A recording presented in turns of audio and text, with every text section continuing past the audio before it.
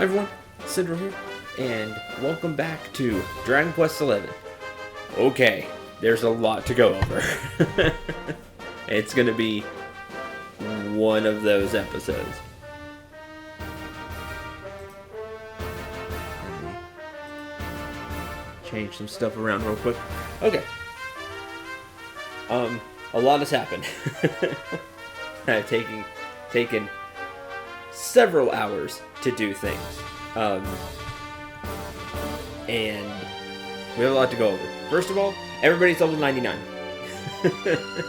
I did all the grinding. It's been a couple of days since I recorded Dragon Quest XI. Maybe close to a week. Leveling everybody up. Just taking a little bit of time. It doesn't take too long once you know what you're doing. I tried to do it like the old-fashioned way, just fighting enemies. That's going to take forever. You can see my party may look weird for me. Hey, why do you have Sylvando and Jade in the party? Well, that's for a certain pet power. And that's what's going to help you level up very quickly.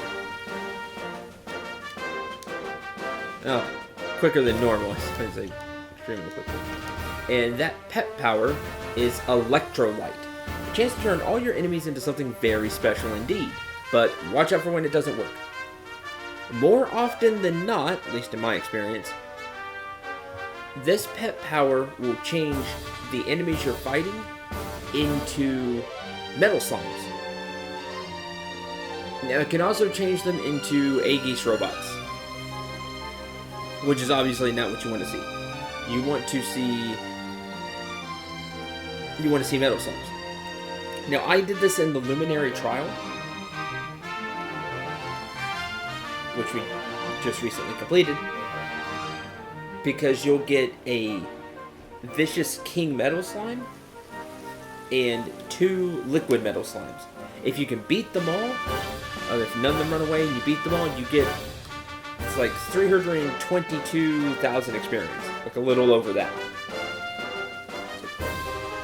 320,000 experience. That's a lot of experience. Everybody gets 2 to 3 levels most of the time with that. So several of those fights, and there you go, you're level 99. It does still take some time. Now I used a bunch of pet pips to do this, so we don't have too many of those anymore. We also have pet pops from Cobblestone. Now those cost 200k a piece. There is a way to make money. It can be kind of annoying just because of the enemy, but I'll go over that a little bit later. That you can use to buy pet pops, so you can pep everybody up, and that'll speed up the process. Instead of like guarding and waiting for the enemy to hit you over and over and over again to naturally get pep. I did that for several levels. It just takes a long time. I think you're better off going and getting the money and just using a pet pop. It's probably faster that way. It's less tedious, more than likely. Just give Eric some stealing equipment. And again, I'll go over that a little bit later. So I got everybody to level 99. I haven't spent the skill points yet. We'll do that later. Just wanted to go over Electrolyte. What we're going to do right now is a bunch of cleanup. I have a bunch of mini medals from horse racing. Just doing the race over and over just to get mini medals, not caring if I win or lose. I mean, it's free now. So I've got something around 140 mini medals. So that'll complete. And I would like to do the targets right now. There's one. That's the only one we found. And there's 4 more around. And we're going to go grab those. Hopefully I find them decently well. And full disclosure, because that's what I do on my channel, I don't fake anything. If I'm using a guide, I tell you I'm using a guide, which I'm doing now. And I looked up the level thing and how to level quickly. I was like, oh, electrolyte, that's what that does. And also looked up the best way to get money. Because better that than another who knows how many hours doing this. There's a target. It's 2.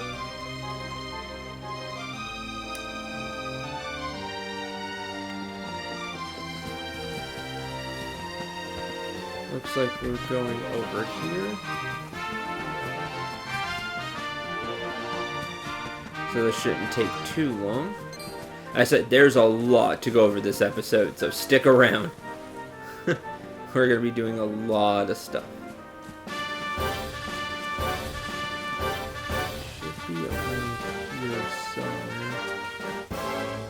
And I ran into an enemy. Oh well.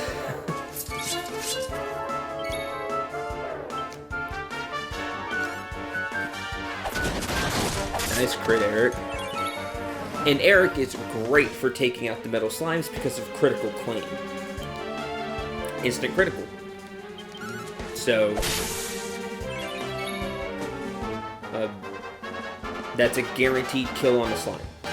And you want to get rid of the Metal King slime first. It gives the most experience. The other thing that's really good is Jade using a spear and using a lightning thrust. If it hits, it crits. And it has a pretty good hit percentage. She hit more often than she missed, I feel, with it.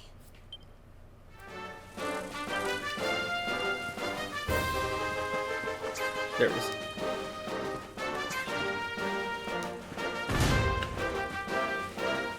Okay. Needs to be in Cendril. They're just so proper.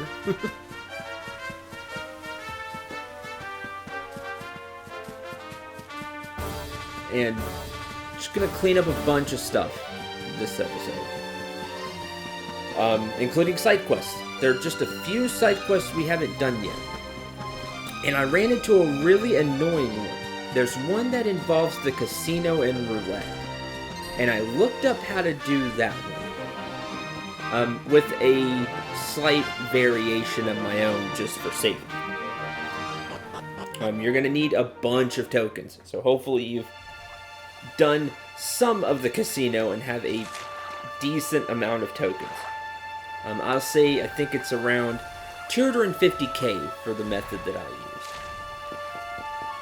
use. More is better.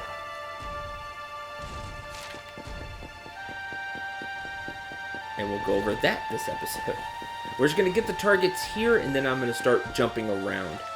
I just happened to be here. I was like, I want to start with targets, because we didn't do those.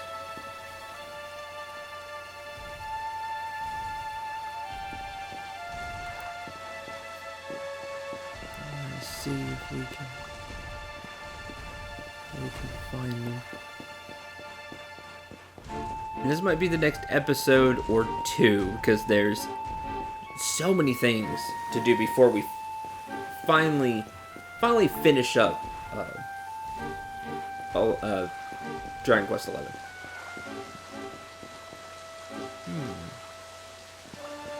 Where is it?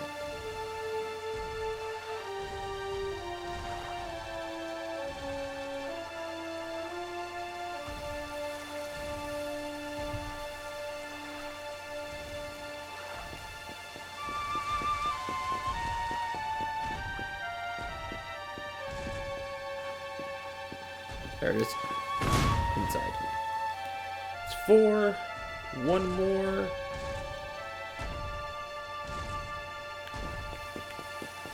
Leave here. And we'll go jump around and get the targets at each place. I'm going to try to 100% the game.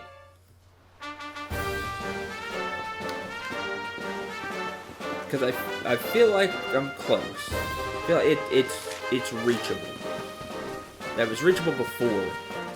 And now that I've done all the grinding, there are achievements, by the way, trophies for playing on PlayStation like I am, for getting each character to 99. So there is that. I think I fought you. Probably one for monsters too, so we're gonna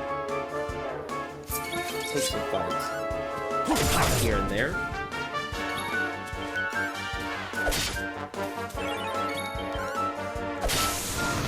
Get up.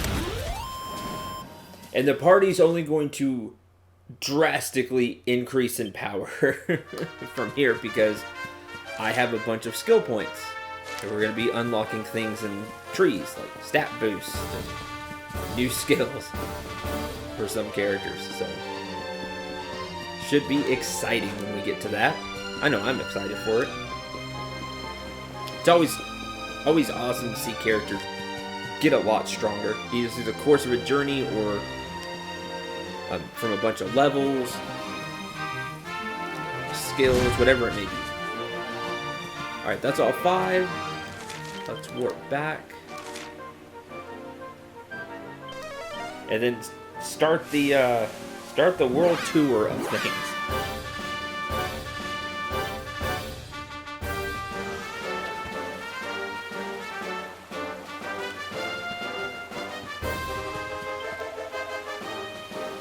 Escape the pinboard axe to your bow. 4 seeds of defense. Woo! Dundersill Deadshot. Oh, and everybody got a fancy, not title. Like these titles are the same. But got a, like an achievement pop up like that with a pretty cool title for most of them. I'll go over those too, don't worry.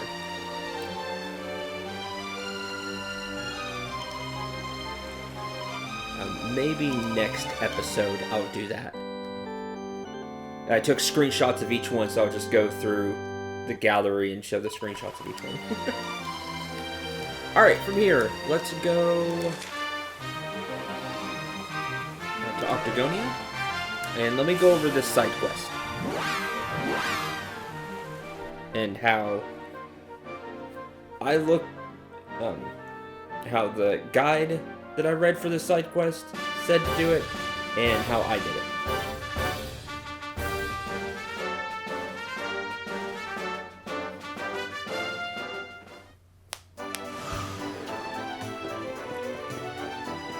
The side quest starts a little weird. This was the one that I was missing.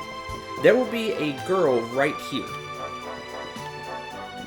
You talk to her, and she says she wants to get a trophy of Uncle Vince for Uncle Vince. But a person jumped in line in front of her and bought the last one. You have to talk to her first. She doesn't have a marker or anything above her head to mark that she's a side quest. You just have to talk to her. Which is, I guess, why we always missed it. It was the one set of question marks I had left on the quest catalog. After that, you will go to the roulette tables.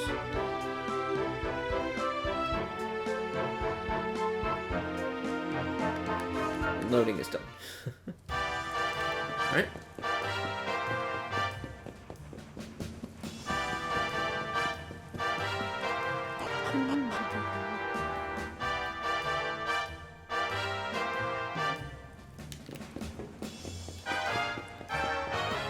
And there will be a guy, this guy right here, will have the quest marker. You'll talk to him, and he'll tell you he'll give you the trophy if you can get a jackpot on roulette. Now let me go over what that entails. That's not betting on the treasure chest and getting it. It's not just betting on a number and getting it right.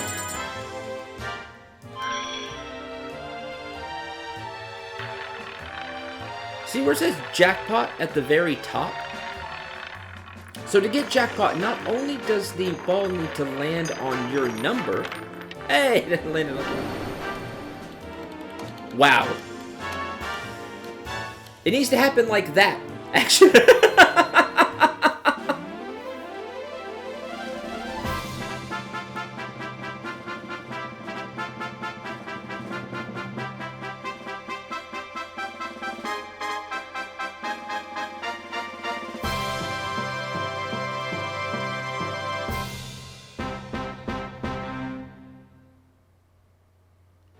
I did not plan that.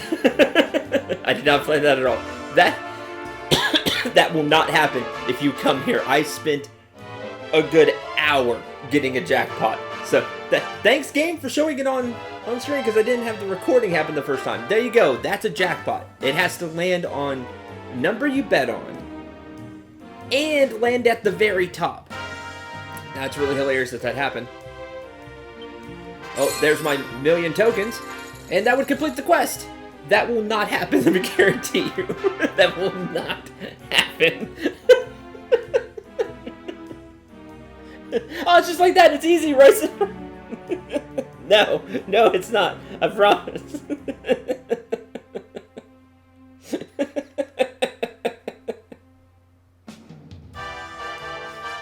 Wow. Sorry. I've lost it now. Can't believe that happened. So you see what it takes to get a jackpot. Now, what you will normally, the rigmarole you're going to have to go through.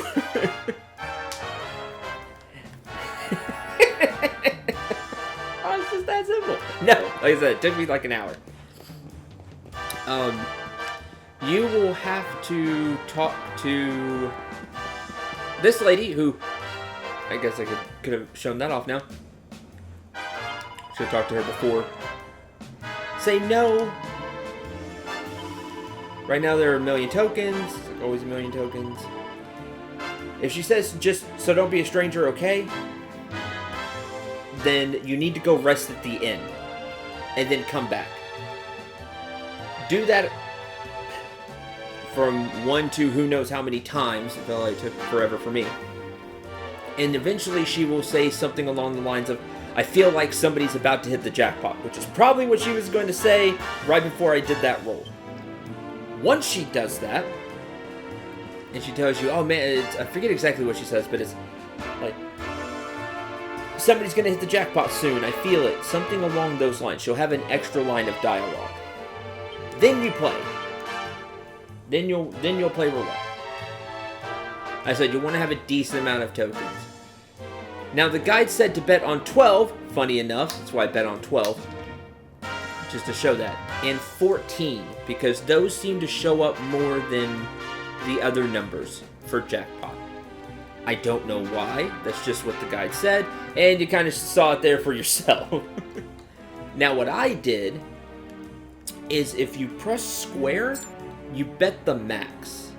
And if you hold square, you can do this.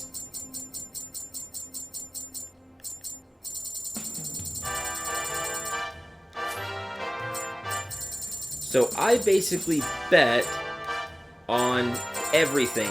That way, no matter, except for the treasure chest. You kind of lose money if you do treasure chest, and if it lands on treasure chest, you just have bad luck.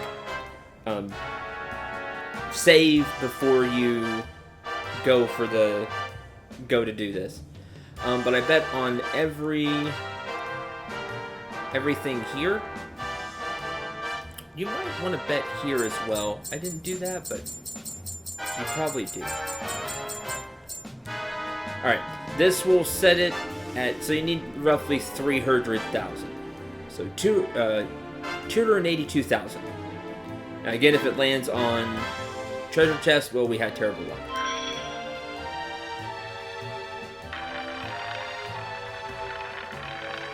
Because treasure chest doesn't have any of the other things to go to.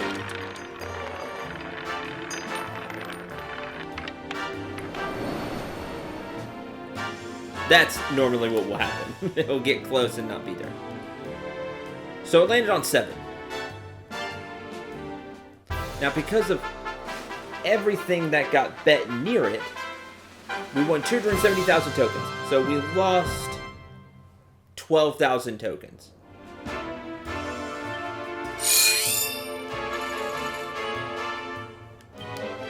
if it lands on a middle number, because of everything around it, you will actually gain money. If it lands on one of the bottom numbers, you will lose a little bit of cash. You'll use a little bit of tokens. So, you'll need a lot of tokens to do this. You can go with the 12 and 14 method. That is what a lot of people reading several guides and looking stuff up, it's like, hey, it works. And you just saw it works. Bet on both 12 and 14. Or you can do what I just showed you if you have quite a few tokens and and just bet on every number square, and you'll get close to even, may make a little, may lose a little, but after several spins, as long as the lady by the jackpot tower says, I feel like it's going to happen soon, you'll hit it. The biggest kind of time waster for me was getting her to say that. I slept at the end over and over and over again, and she wouldn't say the line. So that'll be what kind of takes up the most time. After you hit jackpot, talk to the guy, and that will complete the side quest.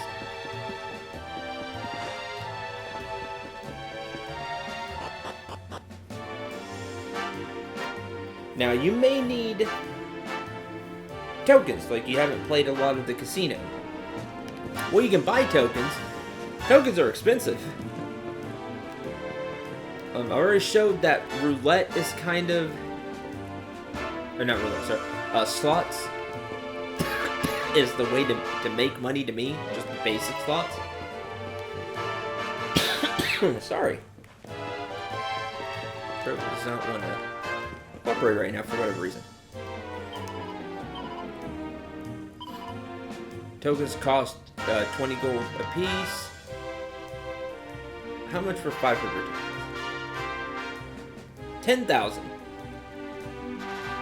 Now, you're gonna have to, if you want to complete everything, you're gonna have to do some casino grinding, which I did months ago at this point.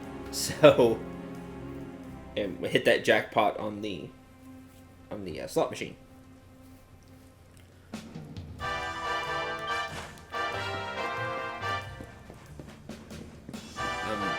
If you don't have a bunch of tokens, you can just buy tokens and hope for the 12-14 method. Even then, you'll have to have quite a few tokens.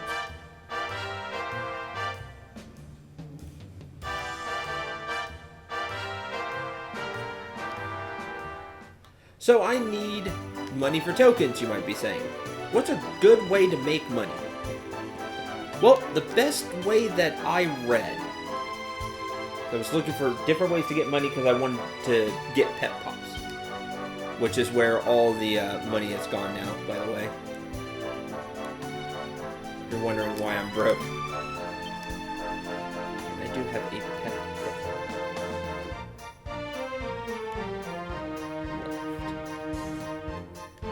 That'll just hand-to-hand recording. I have a few pet pips left. I was like, I want some pet pops. Okay.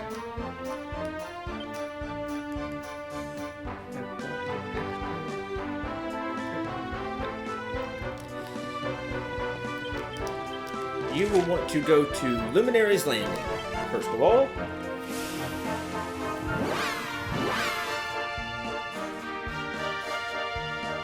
Call Cetacean. Cetacean. Forget how to pronounce it. And this kind of seems to be the fastest way to go. Well, Heaven's above.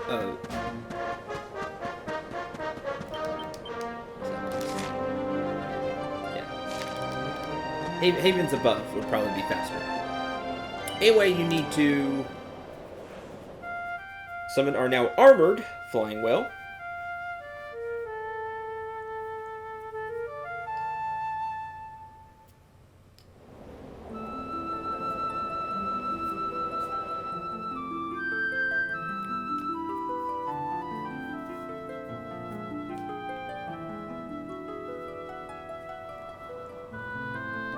And your destination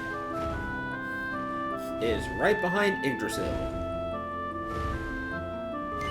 You'll want to go to the First Force Railway Station. Now, I highly recommend you have equipment or like some accessories that stop Beguile.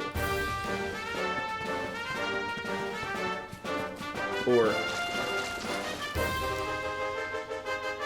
like the charm status effect, not confused. I think that's Beguile.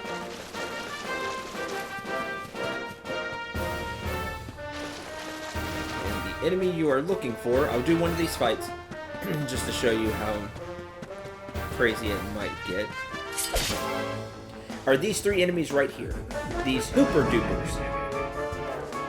And you need Eric in the party. And you'll want to half-inch from these enemies. There you go. They have Devilry Drinkers. Now, I read that it's actually common steel, so that's what you're going to steal most of the time. In fact, I've not stolen anything different from it. That is the shield that Sylvando is currently using, actually. Oh, goodness.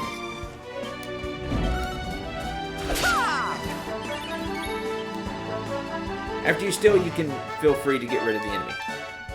Now, I like using Kasnooze here. Try to put them to sleep. Oh my god, put that down. This is the move you actually want to see them use. You want them to use Kaboom or regular attack. Like that. They have a dance move that can enthrall party members and they start hitting each other and it really stinks. And it's not good. Nice, 2 for 2. I've sometimes some bad luck with that. With the steal. There's the critical.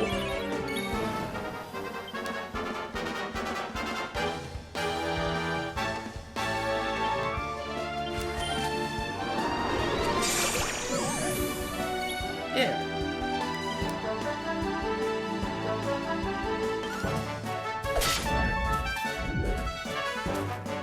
I'll actually work for that. This move here. Irresistible Miracle. Great! Eric was the one that got mesmerized. The worst thing that could happen, because you lose a turn.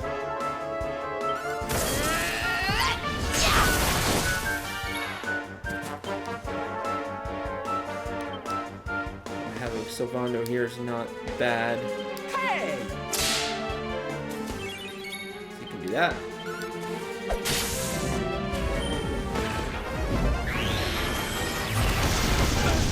And each one can have a Devilry Drinker. If there's just one enemy, you can also leg sweep, cause them to miss a turn.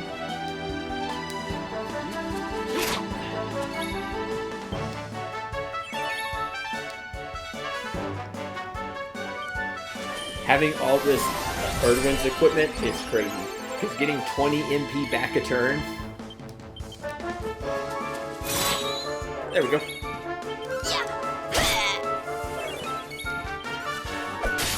And that's 3. Sometimes there is just 2 in a fight.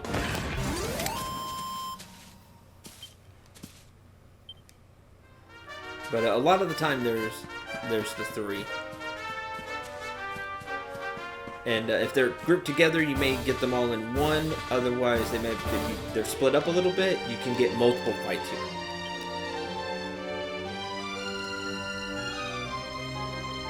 These Devilry Drinkers sell for 30,000 gold apiece.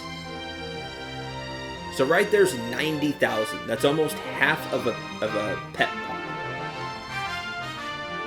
So if you get 7, that's 1 pet pop. Now it's still really grindy, but it's better than enemies which give 1 to 2k a fight. And then that's all they give. Yay. This is, again, from what I read, the fastest way to make a lot of gil. It's still not fantastic because of the Beguile, and they can really drag out the fight. And if Eric has a bad time stealing, because the steal chances aren't great anyway, It stinks. To help with stealing, anything that gives him that gives deafness. So like robber gloves. It also increases chance to steal by 2%. There's a bigger version I read about. I forget what it's called. I don't have it. But if you have that, that will help a lot. I think it also increases his chance if he's pepped up. And in the Guile tree, there is Sticky Fingers, which increases the chance of stealing. Stack all that together and hope for the best. Alright. There's the typical 30 minutes. A little over now. Thank you very much for watching. Hope you enjoyed and had a lot of fun. We have a lot more stuff to still go over. Such as putting the points in. Turning in the mini medals. And some other things as well. One final note before I end the episode. Something I noticed was not everybody's EXP ends up being the same, which is really interesting. Some characters will get to 99 before others, if all the EXP is equal. So you can see how much EXP I have. Eric reached it before me. Sylvando needed 7 million. Or 6.5, 6.8. Again, they were the same, Jade and Sylvando. Veronica needed a lot less, needed around the same as Eric. And Rabbit Serena needed a bunch more. They were levels behind everybody. And I don't know if that's just because of... If this is all because of character, like me and Hendrik, at the same time, hit there. So it's like we got the EXP, and then just cut off. And if I was 1 EXP from level 99, it still added up all 322,000 EXP I got from one Metal Slime fight. And just called it good there. But Rav and Serena were 2, 3 levels... No, more than that. For like, the people who hit first, Veronica and Eric, they were 9 levels behind? Maybe more. They were a lot of levels behind. And I don't know if that's just because they were in my party and they died sometimes and didn't get all the EXP. I don't know. Or if just their characters take more EXP for whatever reason, that not everybody's EXP is equal for some reason. I'm not sure. But it's something I noticed and just wanted to point out. I just found it interesting that that everybody didn't hit 99 at the same time. Until the next episode, I'm Cendril. Remember to shoot for the stars and take care, everyone.